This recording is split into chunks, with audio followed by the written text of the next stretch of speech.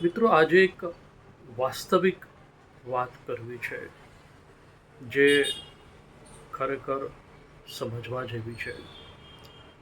આપણે બધા ખૂબ મહેનત કરીએ અને રૂપિયા કમાઈએ છીએ. કોઈ પણ વ્યક્તિને પૈસા જાદુથી નથી મળતા હોતા. કોઈ ચમત્કાર નથી હોતો. બધાએ ખૂબ જ મહેનત કરી હોય છે અને એ મહેનતના પૈસા આપણે ઇન્વેસ્ટ કરવા માટે હંમેશા વિચારતા હોઈએ.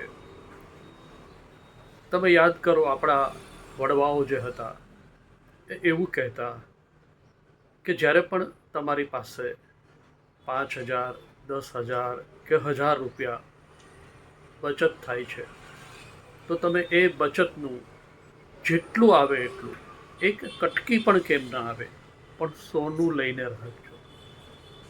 આ વાત આપણા વડવાઓ વર્ષોથી કહેતા આવ્યા છે, પણ આપણને એ વાત સમજાણી નહીં.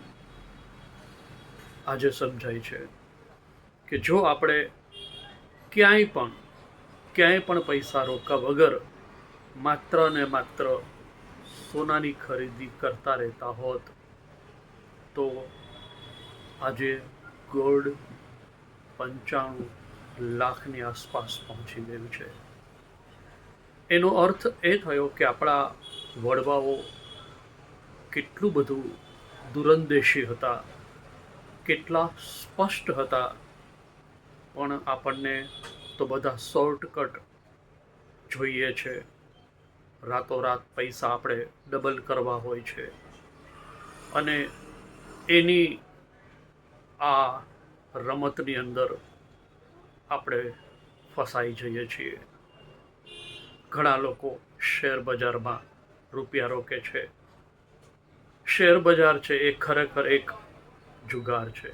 It's a gambling only. તમને ઘણી બધી પ્રકારની લોભામણી વાતો કરશે. એક એવું સરસ મજાનું પ્લેટફોર્મ આ શેર માર્કેટનું બની ગયું છે કે લોકો એવા એવા શબ્દોના પ્રયોગ કરે છે. પોર્ટફોલિયો બનાવ્યો મેં, અમુક મેં મ્યુચ્યુઅલ ફંડમાં રોક્યા, અમુક આમાં રોક્યા, અમુક એસઆઈપી કરી. પણ સાહેબ, એનું ભવિષ્ય શું?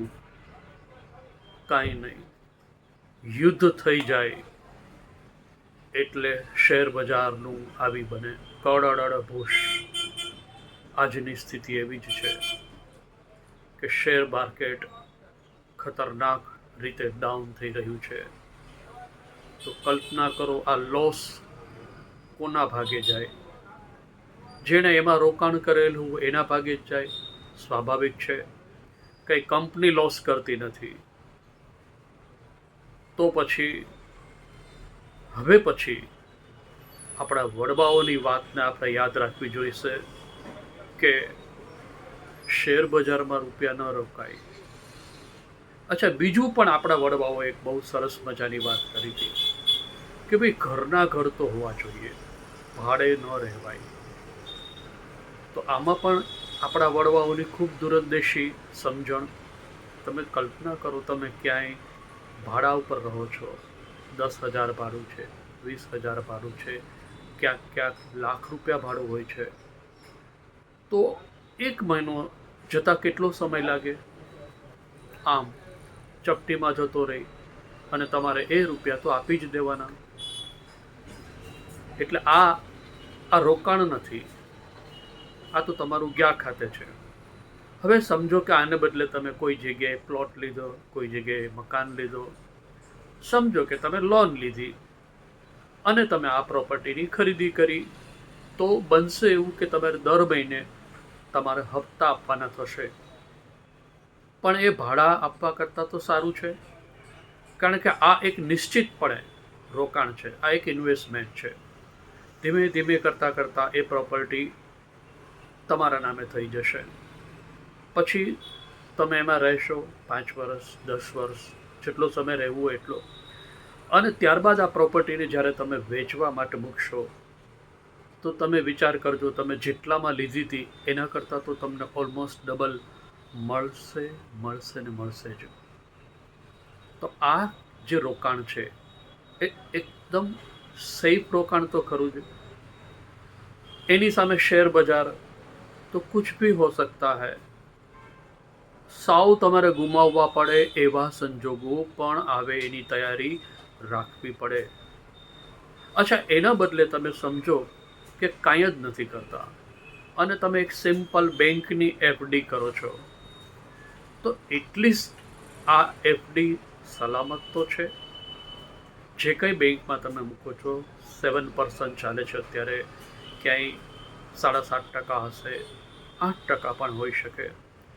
પણ કહેવાનું તાત્પર્ય આ પણ એક સલામત રોકાણ તો ખરું.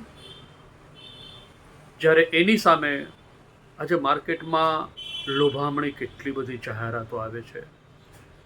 લોકો શું કરે છે કે એક સમજો મોટો બિલ્ડર છે, એમ કહેશે કે અમે અમારા આટલા મોટા પ્રોજેક્ટ બનાવીએ છીએ, તમે એમાં પૈસા રોકો, અમે તમને 2% આપશું, અમે તમને 3% આપશું.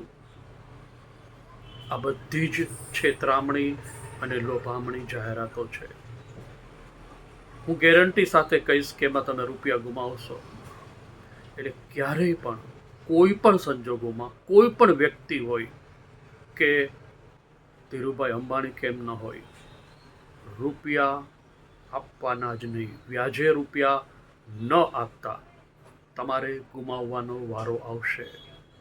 તમને થોડુંક સમય સુધી આ બધા જ વ્યાજ આપશે એટલે તમને મીઠું લાગશે કે વાહ ભાઈ, આપણને ટાઈમે વ્યાજે મળે છે. અને કંઈક થશે તો આ લોકો આપણને પ્રોપર્ટી છે એ કંઈક આપી દેશે, આપણા નામે લખી દેશે. બિલકુલ એવા ખ્વાબમાં ન રહેશો. એવું કશું જ નથી થતું હોતું. Experience is the best teacher. જી હા, બરાબર સમજી લેજો. અકલમંદ કો ઇશારા કાફી હૈ. એટલે કહેવાનું તાત્પર્ય માત્ર અને માત્ર એટલું જ છે કે આપણા જેટલા પણ વડવાઓ છે એણે જે કંઈ પણ કીધું હતું, બહુ જ સમજીને કીધું હતું.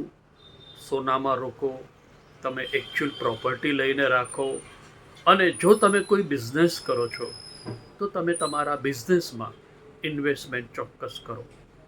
એ બરાબર હોય છે. બાકી બધામાં તમારા ભાગે લોસ જ આવશે અને રોડ પર આવી જવાનો વખત આવી શકે એમ છે. એટલે જેમ આપણા વડવાઓએ કીધું એમ ભાડે પણ નહીં રહેવાનું. પોતાની માલિકીનું ભલે ને નાનું કેમ ન હોય, પણ નાનું તો નાનું પણ પોતાનું મકાન લેવાનો પ્રયાસ હંમેશા કરજો.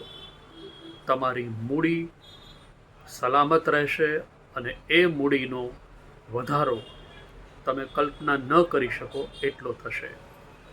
તો આ વાત આમ નાની છે પણ ગળે ઉતરે તો કામની પણ છે.